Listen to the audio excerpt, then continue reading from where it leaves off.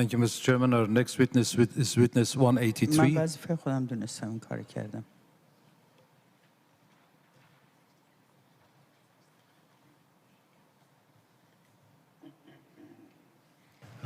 Where will we find that in the bundle, please?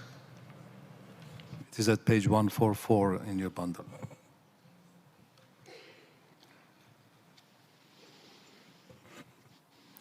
Good afternoon, Madam Witness. The chair will swear you in. Madam Witness, thank you very much for agreeing to testify. If you'd repeat after me, please. I solemnly declare that I will speak the truth.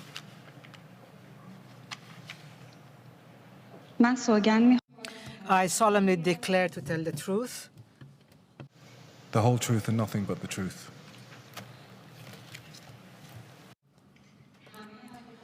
the whole truth and nothing but the truth. There'll be questions from counsel, followed by questions from the panel. The witness has seen the scenes of violence and shooting on 16th and 17th of November. She was shot in her knee by pellets fired from a shotgun. Madam Witness, can you please explain to the tribunal what you saw on 16th of November, 2 years ago?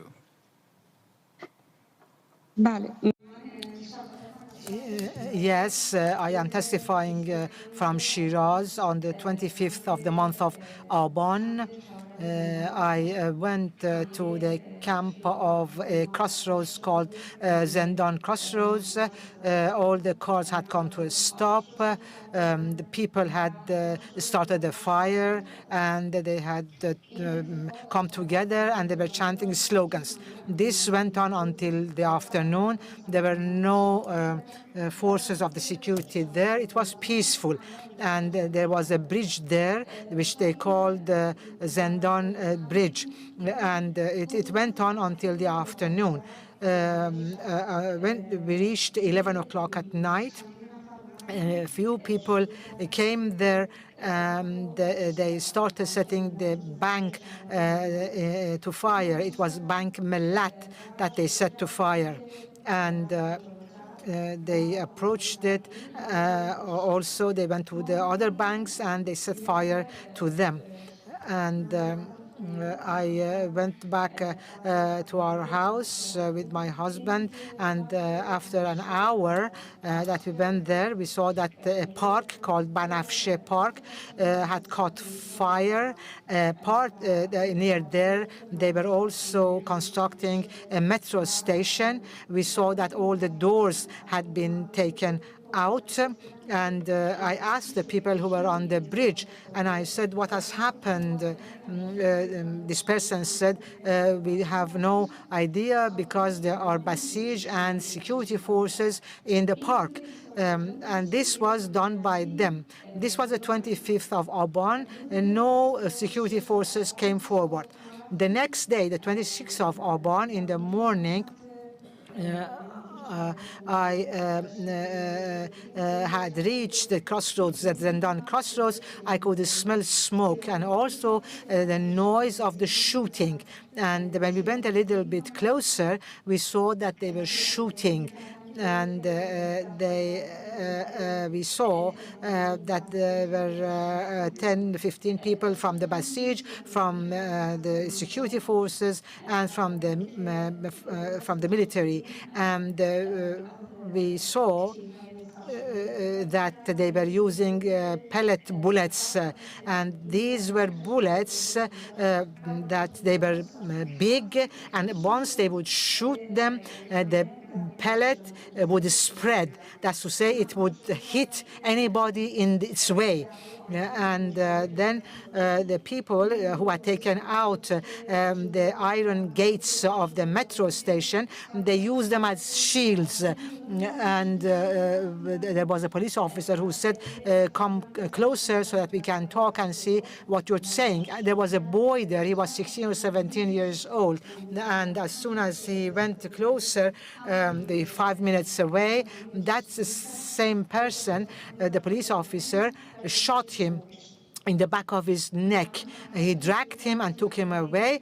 Then it disturbed the people. They started shooting, and there was a person, a man, who was having black trousers and also a white top, and he was discriminately shooting. It didn't matter to him who was in the way. He had a pellet gun and he was shooting at everybody. And there were young people, girls, boys, and even passers-by who had nothing to do with the crowd in the middle of the street. They were just going their way, but he was shooting them.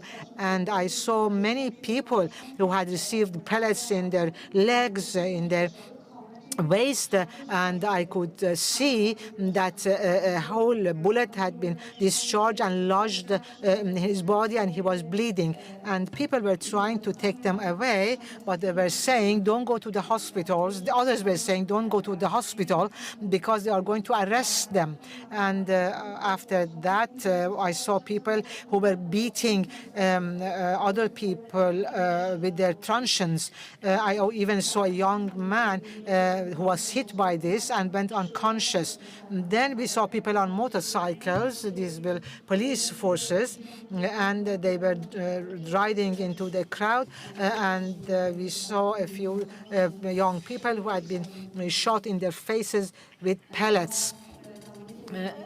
Again, when we came out of our house, we saw that the tear gas had been thrown, and therefore nobody could see anybody else. Therefore, the encounter was extremely violent, and anywhere that they heard any noise coming from, they would just go on their motorcycles and they would just shoot. They did not give any warning or anything, just shooting.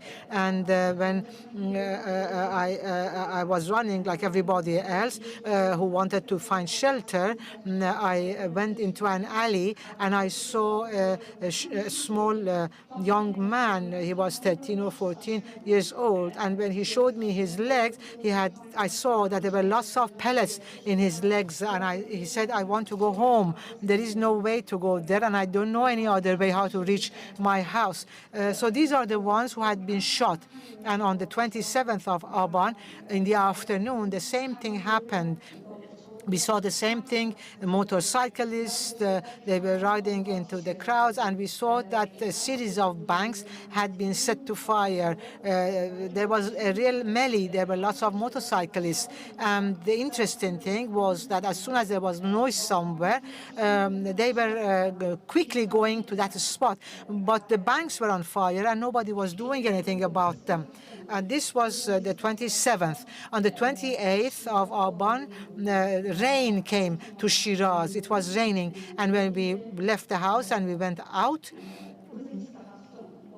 no, sorry, it was the 27th, says the witness. It was raining in Shiraz, and when we went to Kurbijak, we saw there was a bus full of Basiji forces, and we also saw two other vehicles that had the writing on them of Guard, the police force, and also we saw another bus with police forces. They all had weapons, and it said police force from Jahrom. So the encounter was very violent, and there was so much rain that nothing happened. But on the 28th, I saw that we were 50 or 60. There were 50 or 60 young people. They started shooting. I received a pellet in my knee, and therefore I was transported to the house. And I did not see anything anymore.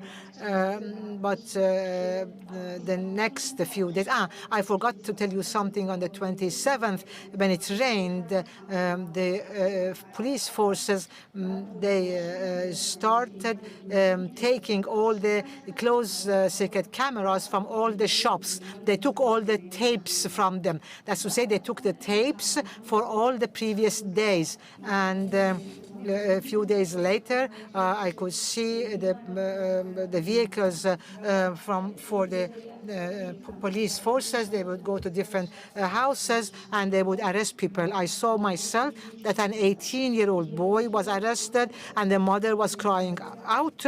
And then I saw a few half-constructed buildings, the workers of which were arrested and were taken away. I also know about the university students, one of whom had been shot in his eye. The family of another one had come from Abadan, and another one who had fled, and we knew nothing about him anymore. So these are the things that I witnessed myself, and these are the incidents and the events of those few days.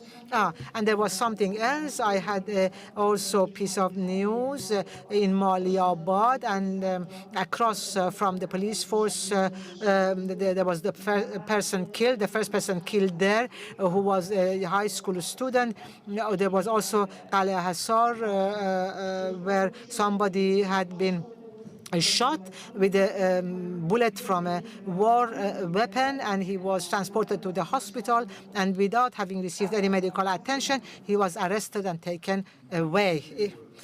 That on day one, on 16th of November, you attended the demonstrations with your son. You must have felt that it's a secure place to go there with your son.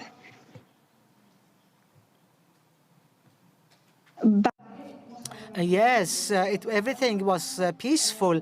I went with my son, as to say, until it was 10 o'clock in the morning almost. We were there. Nothing was happening. We even took a film, a video.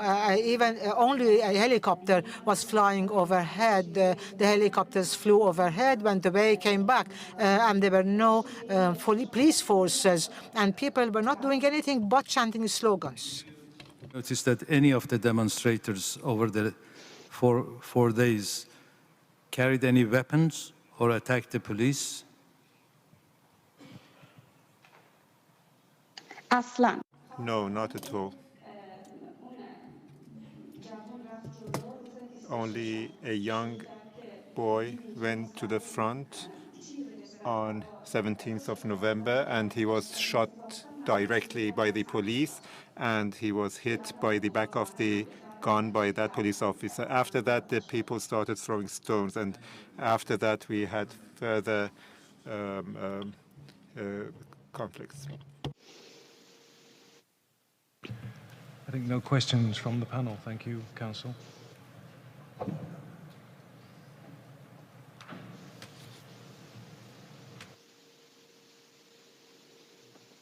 Thank you very much for your evidence. Thank you very much, Madam Witness.